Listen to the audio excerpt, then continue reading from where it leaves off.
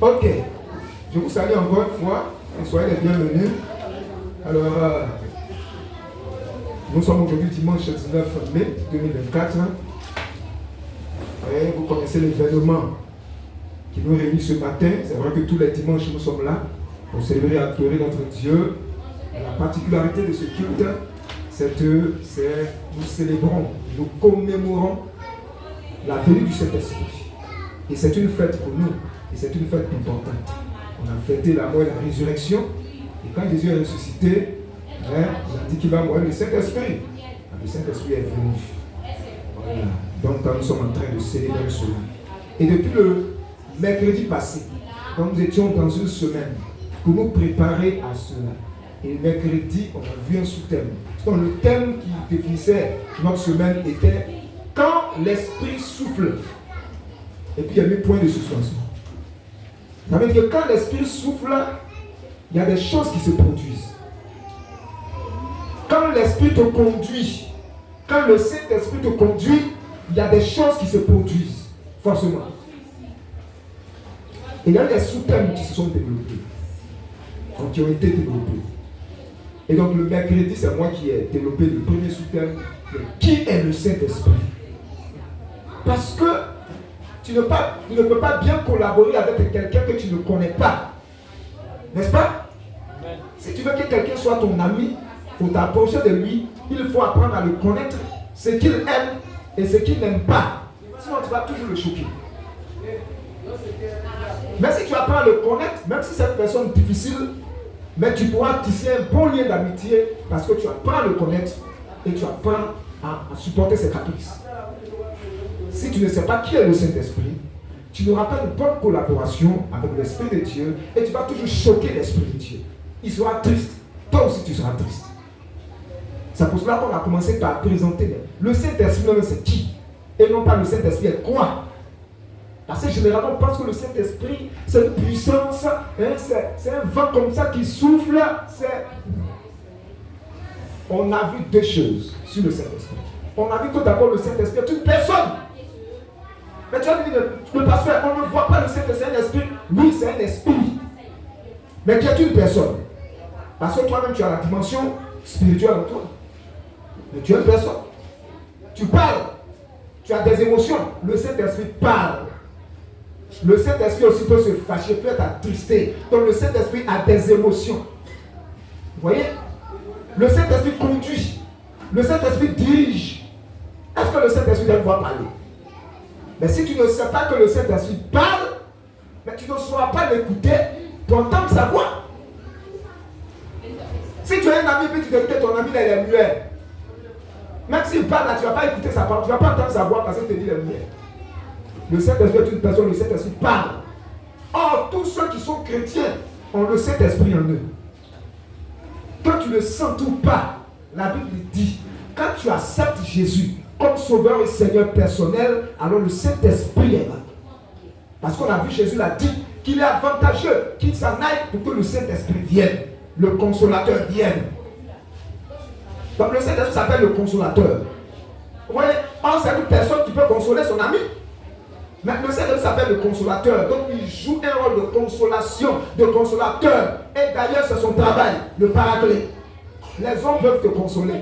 Mais si le Saint-Esprit est en toi, il sera bien placé pour t'apporter la consolation dont tu as besoin. Le consolateur. Lui, il sait bien le faire. Et le mot consolateur, là, veut dire, c'est lui qui se tient à tes côtés pour t'aider. Tu peux avoir des amis, mais quand ça chauffe, là, tu ne les vois plus. Mais le Saint-Esprit, il est à tes côtés. Dans les bons comme dans les mauvais moments, lui s'appelle le consolateur. Pour t'aider à vivre la vie chrétienne. Parce que tu es chrétien. Parce que le païen n'a pas le Saint-Esprit. Le Saint-Esprit est dans la vie du chrétien. Pour l'aider à vivre sa vie chrétienne. Donc sans le Saint-Esprit, on ne peut pas vivre la vie chrétienne. On ne vit pas la vie chrétienne par notre propre force, par notre propre sagesse, par notre propre intelligence. Donc, le Saint-Esprit est là. Quelle est ta collaboration avec le Saint-Esprit? Est-ce que tu apprends à le connaître? Le Saint-Esprit aussi, ça triste. Si tu ne le connais pas, tu vas faire des choses pour l'attrister. Tu ne vas plus entendre sa voix. Et puis tu vas voir que ta vie est bizarre. Mais le Saint-Esprit qui a été donné, tu ne collabores pas avec lui. Tu veux quoi? Mais c'est une grâce d'avoir le Saint-Esprit en soi. Le Saint-Esprit est une personne et on a vu que le Saint-Esprit est Dieu. Dieu, le Saint-Esprit. Mais qui sommes-nous pour que Dieu soit en nous? Deux fois on voit Dieu loin. Le Saint-Esprit en toi est Dieu. Mais Satan va voiler ta compréhension de ces choses-là. Et quand tu seras là, tu vas te voir triste. Si je n'ai personne, moi-même là. Tu es chrétien? Chrétien? Mais Dieu en toi. Tu vas aller chez Marabout là pourquoi? Tu vas aller chez Dieu là pourquoi? Tu vas aller au village pour consulter là, c'est pourquoi? Ou bien tu es chrétien, ou bien tu ne l'es pas.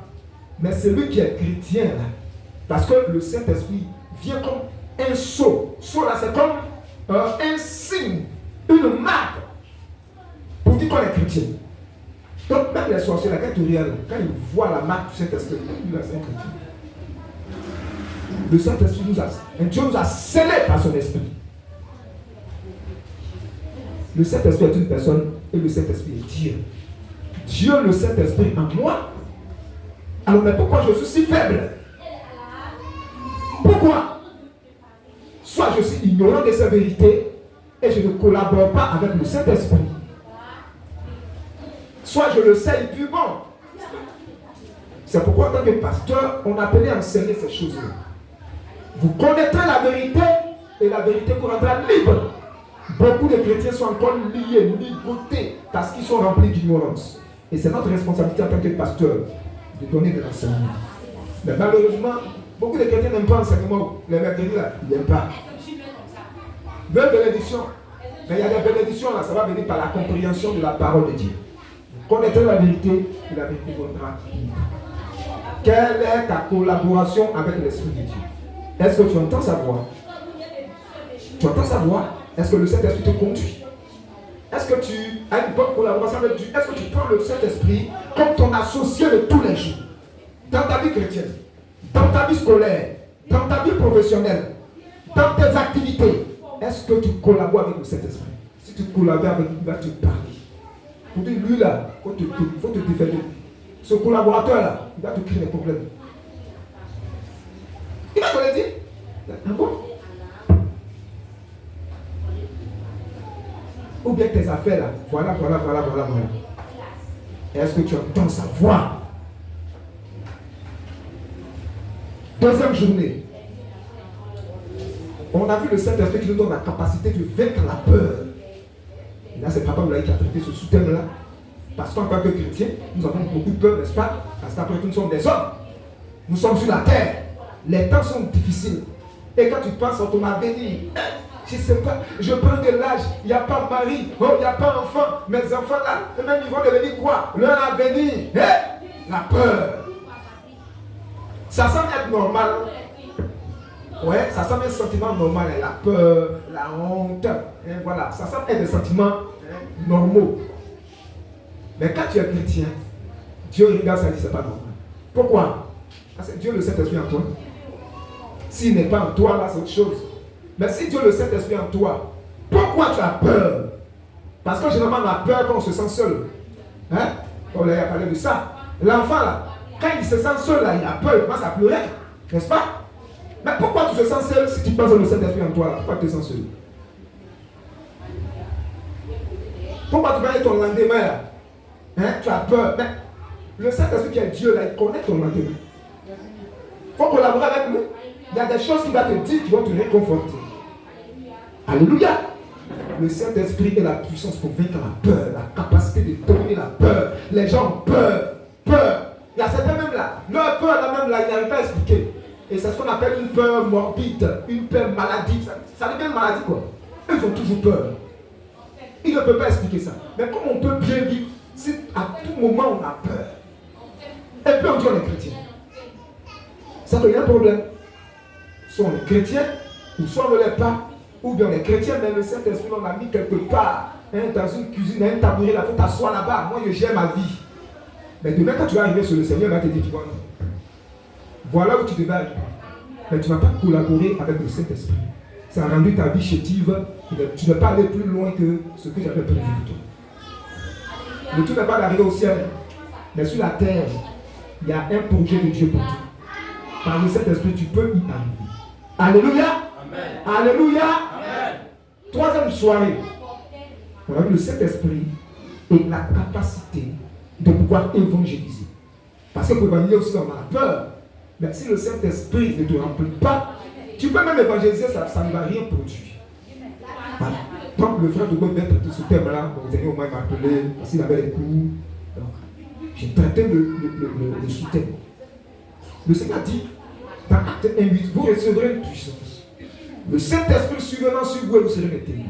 À Jérusalem, dans toute la Judée, dans la Samarie, jusqu'aux extrémités de la terre.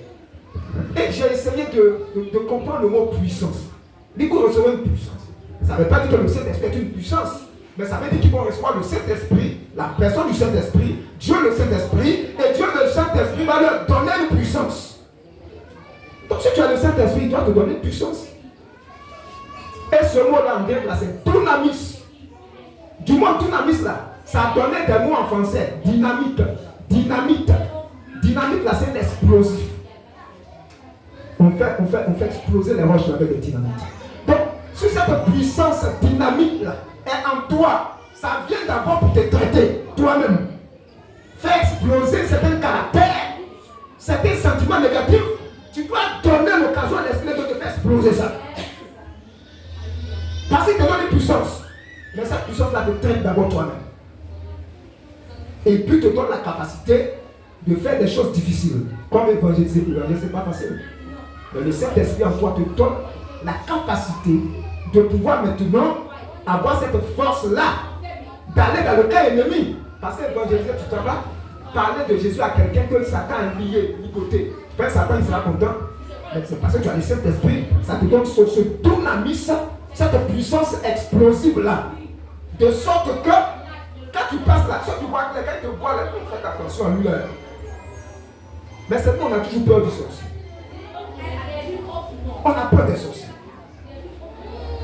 Mais et la puissance du Saint-Esprit à toi. C'est toi, tu dois l'effrayer. Vous savez qu'on est dans un quartier, il y a toutes sortes de personnes. Quand tu vas au village, quand les gens te voient, est-ce qu'ils sentent que tu es chrétien? Le Saint-Esprit nous donne puissance. Dunamis.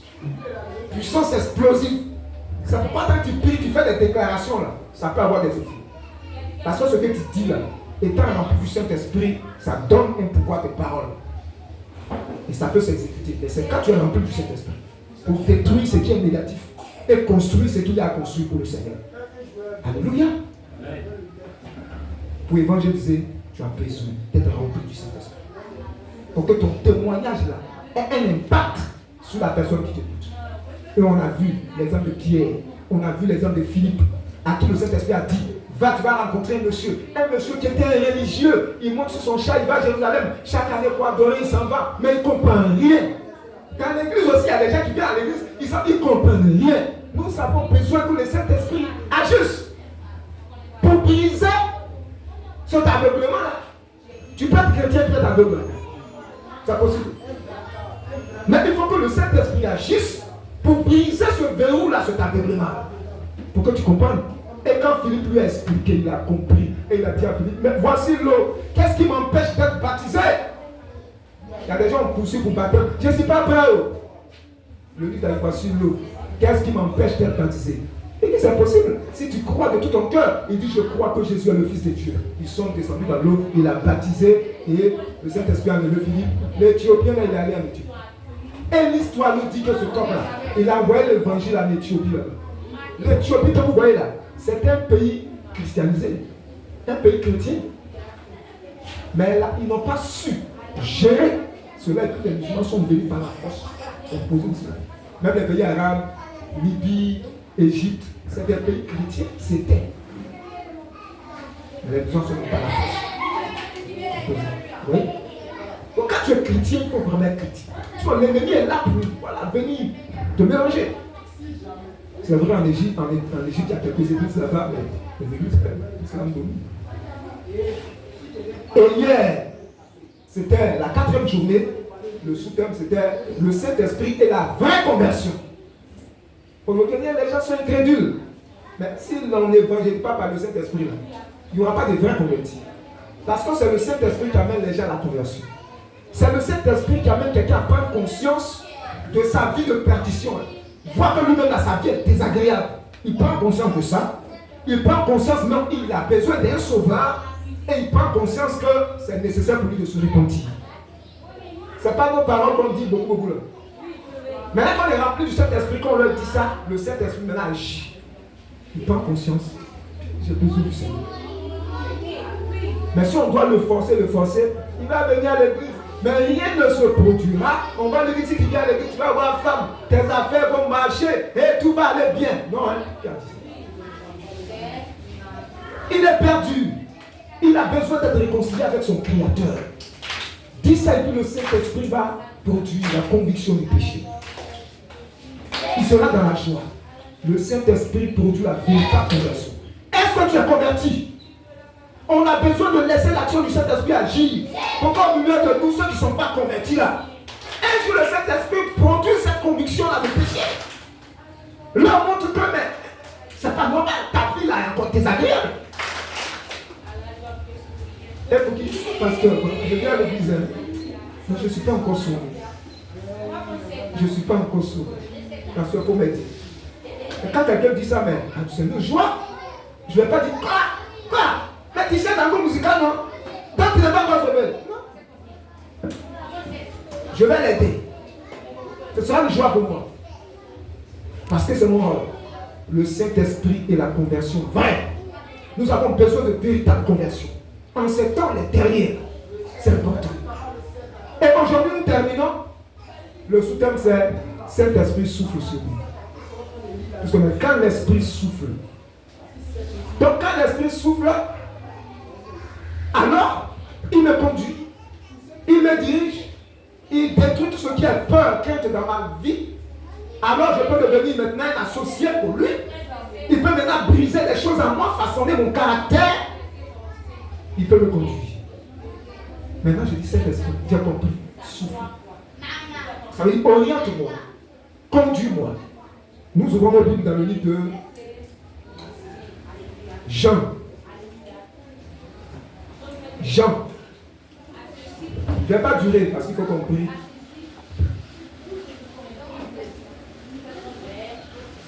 Jean chapitre 3. Jean chapitre 3, verset 8. Un lecteur.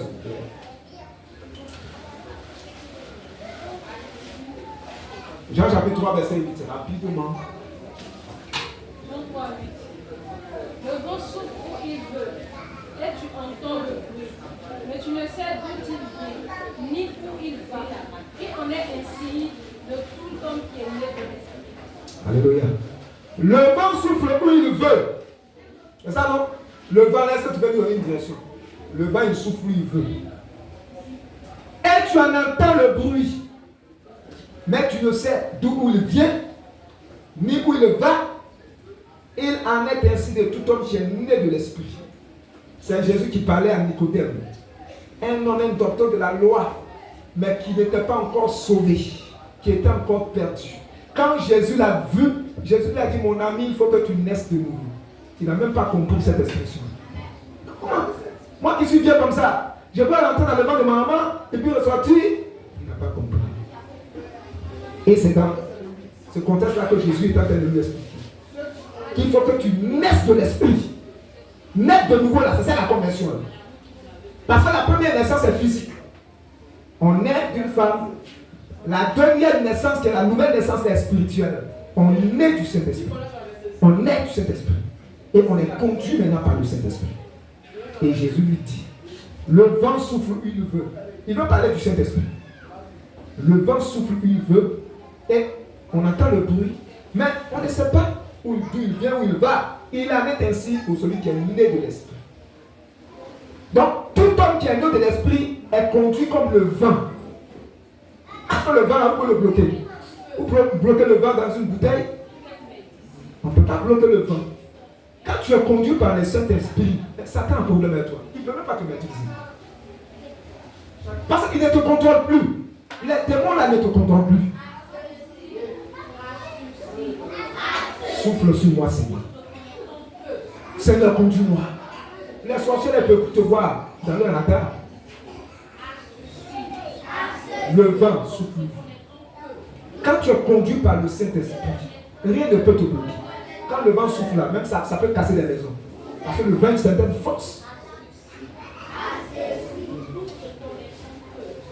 Nous voulons être conduits par l'Esprit de Dieu.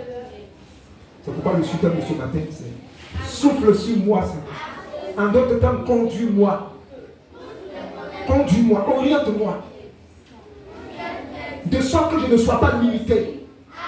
Je sois capable d'être influencé par toi. Être malléable par toi. Lisons le deuxième passage dans 1 Corinthiens 2, verset 14. Et puis on va venir là pour prier. 1 Corinthiens 2.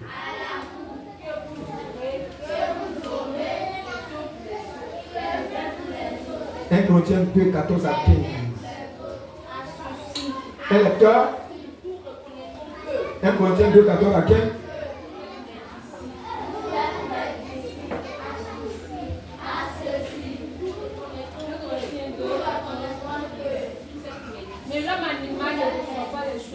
L'homme animal, retenez ce mot, il ne reçoit pas les choses de l'esprit. Car elles sont une folie pour lui. Et il ne peut les connaître parce que c'est spirituellement qu'on le juge.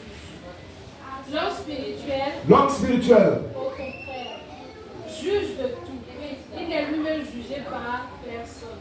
Chapitre 3, verset 1 à 2. Chapitre 3, verset 1 à 2. Pour moi, frère, ce n'est pas comme à des hommes spirituels que j'ai pu vous parler, mais comme à des enfants charnels, comme à des enfants en Christ. Je vous ai donné du lait, non de la nourriture solide, car vous ne pouviez pas la supporter et vous ne le pouvez pas même à nous défendre, parce que vous êtes encore charnels. L'homme charnel. Dans ce texte-là, l'apôtre Paul présente 3 types de personnes. La première catégorie, c'est l'homme animal. L'homme animal, c'est celui qui ne connaît pas Dieu, le païen. Vous voyez comment la Bible l'appelle ici? L'homme animal. Ça veut dire qu'il agit comme un animal. Vous connaissez les animaux, comment ils vivent, comment ils agissent. Comment Dieu peut créer quelqu'un et puis il vit comme un animal? Aujourd'hui, il y a des gens même qui couchent avec des animaux. Vous voyez comment l'homme même s'est rabaissé. L'homme s'est rabaissé. Mais les animaux là, ils connaissent leur espèce. Je ne sais pas si un chien a une fois aller avec un autre chien. Mais il y a des hommes là, ils vont, c'est-à-dire 2 hommes qui se marient, 2 femmes qui se marient. Vous voyez comment l'homme s'est rabaissé. Même plus en dessous même de l'animal. Ce que les animaux ne font pas même là, les hommes le font. L'homme animal, c'est celui qui ne connaît pas Dieu. Et qui pose des actes, on dirait quelqu'un qui n'a pas d'intelligence. Est-ce que tu connais Jésus? Si tu ne connais pas Jésus, tu es dans la catégorie des hommes animaux. Il faut quitter dans ça, comme on le dit. Parce que quand Dieu te regarde là, il ne t'a pas créé pour que tu restes un homme animal. Jésus est mort. Pourquoi rester encore animal? Et regardez qu'il a dit, l'homme animal ne reçoit pas les choses de l'Esprit de Dieu. Car elles sont une folie pour lui. Et il ne peut les connaître. Parce que c'est spirituellement qu'on en juge. Bon, l'homme animal, il ne peut pas comprendre. L'Esprit de Dieu n'est pas en lui. Donc il y a des choses là, tu les dis là, il ne comprend pas. Oui, de quoi les chrétiens on juge les païens. Non, il ne faut pas ça. Mais écoutez, la vie des païens, c'est la vie selon la chair. C'est ce qui est normal. Au lieu de les condamner là, cherchons à leur parler du Seigneur. Ça c'est la vie normale des païens, de vivre comme un animal. Maintenant les juges, ils font ceci, ils font cela. La fille elle fait comme ci, elle fait cela. Mais il faut nous parler du Seigneur. Cette personne animale, tu veux voir. Mais en le condamnant, en la condamnant, là, ça règle le problème. Ça c'est la première catégorie. Deuxième catégorie, c'est l'homme charnel. Quoi, c'est l'homme charnel? Lui, il a accepté Jésus. Il est sincère. Il il a accepté Jésus, le Saint-Esprit l'a convaincu de sa vie de péché. Il s'est repenti et il a accepté Jésus. Maintenant, il a accepté Jésus au lieu de vivre maintenant la vie chrétienne par le Saint-Esprit, parce qu'il est né de l'Esprit. Il laisse la chair le conduire comme un homme animal. Et ça y en a beaucoup. Beaucoup de chrétiens. Des fois, c'est qu'ils sont chrétiens. Il y a des gens qui sont vraiment chrétiens. Mais la chair est horrible. La chair, là, c'est quoi? C'est cette vieille nature qu'ils ont héritée d'Adam, de leurs parents. Jésus n'est pas mort pour sauver la chair. La chair peut pas être sauvée. La chair est en tout le monde. C'est la chair qui produit les mauvais désirs.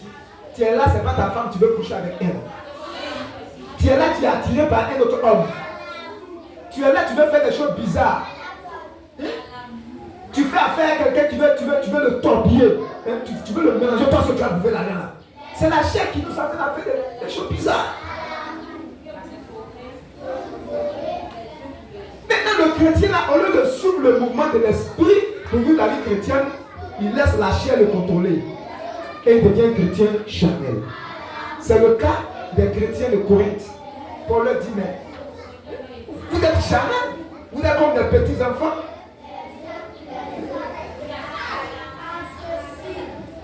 On a dit, je vous ai donné du lait, non de la nourriture solide, car vous ne pouvez pas la supporter, et vous ne le pouvez même pas à présent parce que vous êtes encore charnel.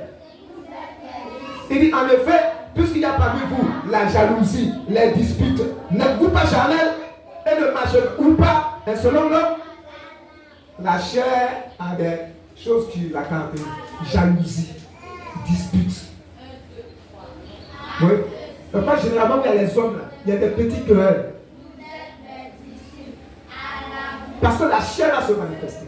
La chair va dire que tu as vu plus important, l'autre, elle ne connaît rien. L'autre aussi va dire, la chair va lui dire, tu es plus important, il ne faut pas te laisser faire. Il veut faire trop le mal. Et la chair a fait qu'on va se gratter, on va se faire des choses, des palabres bizarres. Souvent même il n'y a rien. Mais nos pensées bizarres, on pense que l'autre il pense mal de nous aussi, l'autre et puis on est là, on se mord. La chair.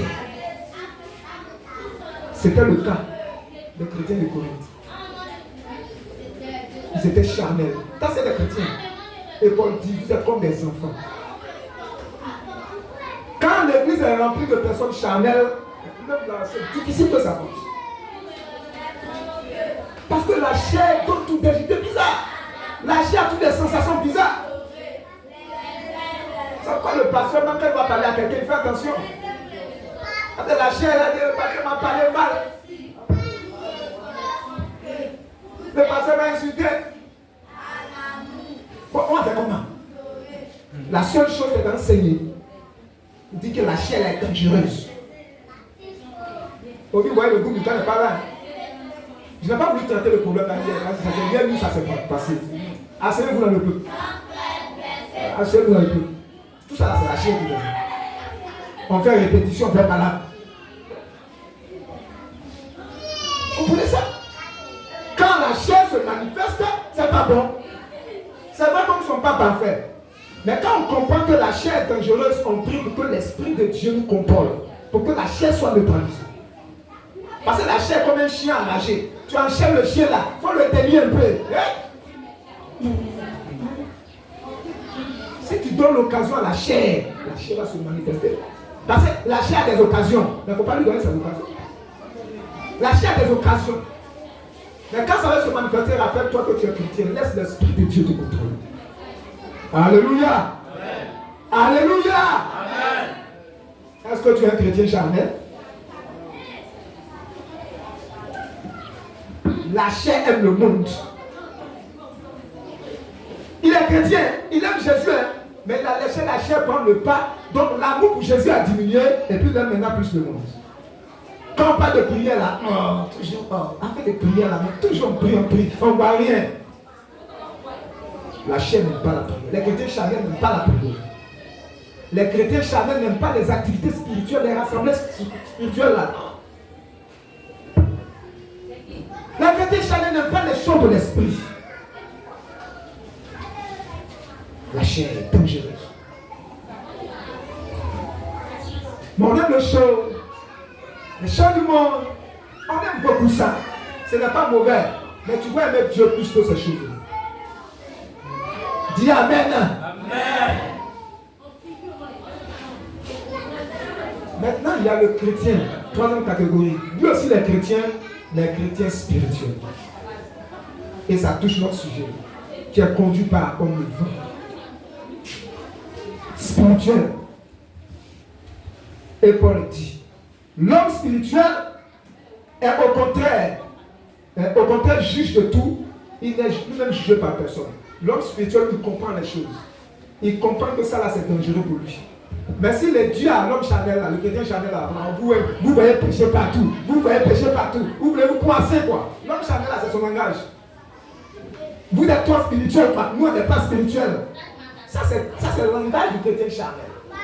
Petite chose nette, il est dérangé. Vous me jugez, hein? Vous me jugez. Le chrétien spirituel comprend que l'autre est en danger. Il peut vouloir l'aider. Mais le charnel, s'il ne comprend pas, il dit, c'est toi-même, tu me juges trop. Toi, tu es trop spirituel. Tu as dit quoi? Toi, tu n'as pas de péché, quoi. On n'a pas dit quelle personne a péché, hein? Nous sommes tous pécheurs. Mais l'homme spirituel, là, il ne nage pas dans le péché. Il ne nage pas dans la vie du péché, hein? Tu fais très attention. Il est conscient. Quand il est quelque part, il est conscient. Fais très attention. Voici les trois catégories de personnes. Or, nous voulons nous situer. Troisième catégorie, l'homme spirituel, qui est conduit comme le vent. Parce qu'il est né de l'esprit, et l'esprit doit le conduire comme le vent. Est-ce que tu es chrétien? Donc si tu l'es, qui te conduit? C'est ta chair qui continue de te conduire comme quand tu étais païen, ou bien c'est le Saint-Esprit? Nous sommes en train de parler de la Pentecôte. Le Saint-Esprit est venu pour te donner la capacité de vivre la vie chrétienne. Comme un chrétien normal. Parce que la vie chrétienne du normal, la vie normale du chrétien là, c'est la vie spirituelle. La vie charnelle là, ce n'est pas une vie normale du chrétien. Ce n'est pas normal. Quand Dieu voit ça, ce n'est pas normal. Ce n'est pas la position normale du chrétien. Parce qu'il a le Saint-Esprit. Pourquoi il est encore charnel? Quand il était païen, il a vécu selon la chair. Mais quand il est devenu chrétien, il laisse encore la chair le dominer. Et quand vous prenez un chrétien charnel avec un païen, il se ressemble un peu. La seule chose c'est que l'autre, il a accepté le Seigneur. Le Saint-Esprit a lui, mais il a mis le Saint-Esprit quelque part. Il lui a donné un petit tabouret dans un coin couloir là-bas. Donc je ne sais pas, la cuisine là-bas. Et puis le Saint-Esprit là. Le paraclet, Dieu en toi, tu l'as enchaîné là. Parce que lui, ce n'est pas un brigand, il ne vient pas pour t'imposer les choses. Selon que tu lui laisses l'occasion, il te conduit. Mais tu l'as enchaîné quelque part. Toi-même, tu es au commande de ta vie. Mais quand tu es au commande de ta vie, est-ce que tu as la joie, la paix? Parce que c'est le Saint-Esprit qui doit te donner cette joie. Ouais, comment nous-mêmes, on se ferme certaines portes. Et puis on se plaint. Je vois rien. Je vois rien. Quelle est ta collaboration avec le Saint-Esprit? Il faut revoir ça. Le pasteur peut prier pour toi. Mais si tu restes charnel, sa prière là, ça va te stimuler un peu, mais après, bon, tu n'iras nulle part. Parce que lui aussi, le Saint-Esprit doit se laisser conduire par l'Esprit de Dieu. Quelle est ta position dans le Seigneur? C'est important. Avant qu'on me prie ce matin, tu dois prendre conscience. Ta collaboration avec l'Esprit de Dieu. Nous voulons que le Saint-Esprit souffle sur nous. Mais si nous lui donnons l'occasion, le Saint-Esprit n'est pas quelque part. Si tu es chrétien, il est en toi. Et quand le chrétien est rempli du Saint-Esprit, c'est le chrétien qui chaque jour laisse le Saint-Esprit le conduire, l'influencer, l'impacter, le diriger. Tu dois lui demander ça. Tu dois le désirer. C'est comme ton associé de tous les jours. Tu collabores avec lui. Mais combien de chrétiens collaborent avec le Saint-Esprit? C'est la Pentecôte. On va parler du Saint-Esprit. On sera un peu influencé, stimulé là. Et puis après, le lundi demain là, ça commence là. Jusqu'à la semaine prochaine là. La chair ne répond pas. Parce que la chair aussi, elle veut commander. Hein. La chair aussi veut régner. Il y a une lutte de tous les jours à faire. La vie, c'est un combat. Comme je l'ai dit à notre prière du matin. C'est un combat de tous les jours. De qui doit conduire notre vie? L'esprit ou la chair. Chaque jour quand tu te lèves là, tu dois être conscient de ça. Aujourd'hui, la même tu dois continuer. L'Esprit Saint ou la chair. Tu donnes l'occasion à la chair va bien te maltraiter. Ce jour-là, tu vas faire parler. Tu vas insulter les gens. Tu seras de mauvaise humeur. Voilà, c'est pas si chrétien, si sont moi avant là, d'ailleurs même là, après les chrétiens, il y a même des côtés, on va bien se frapper là. Voilà un chrétien charnel.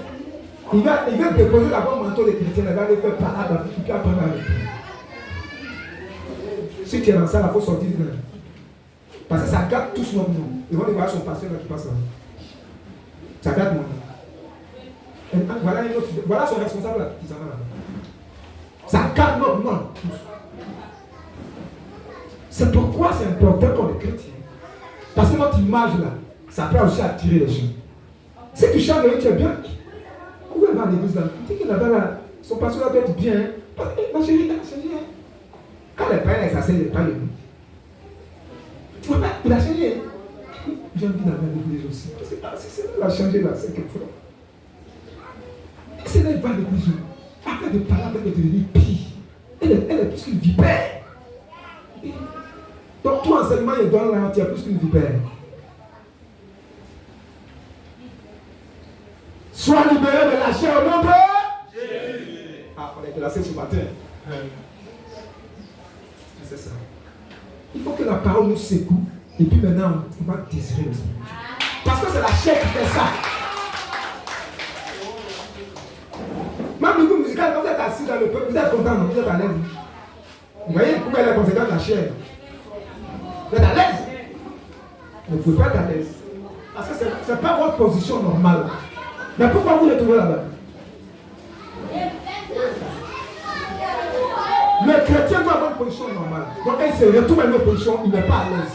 Donc tu vas voir à chaque fois que dans ta vie là, tu sens que tu n'es pas à l'aise, il faut savoir que tu n'es pas à ta position normale. Spirituellement, là, tu n'es pas à la position normale. C'est pourquoi déjà ton cœur, tu ne te portes pas bien spirituellement. Demande pardon au Seigneur qui te repositionne. Ce matin là, nous allons cet esprit, le voici. Il faut souffler sur moi. Je suis fatigué de marcher selon la chair. Mais tu ne vois pas que la chair te fatigue.